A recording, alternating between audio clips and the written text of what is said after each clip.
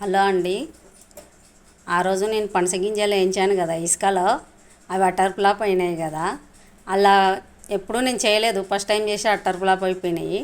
అందుకోసం next time ఇలా మేము రోజు ఎలా చేసుకుంటామో అలా కాల్చుకుంటున్నాను చూడండి.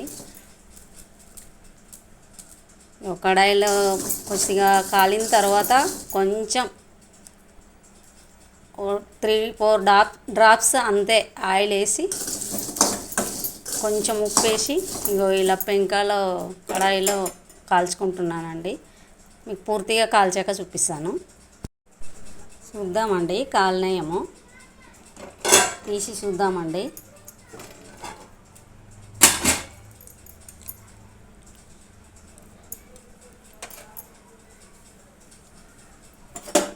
కాలినాయండి.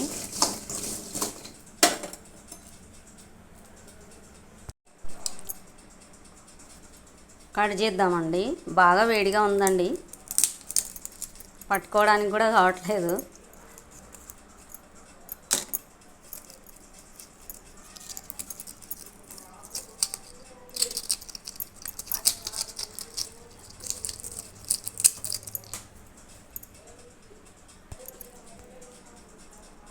ఇక చూడండి,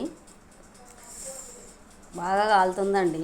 ఇక చూడండి, పర్ఫెక్ట్గా ఉడికిపోయినాయండి. చూడండి, మీకు నచ్చితే మీరు కూడా ఎప్పుడైనా ఇలాగే కాల్చుకోండి. సిమ్ములో పెట్టుకొని చిన్న మంట మీద కాల్చుకోండి. చూడండి, నేను తింటాను.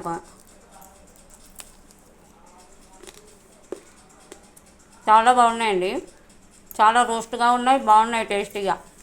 మీరు కూడా నచ్చితే చేసుకోండి. Thanks for watching.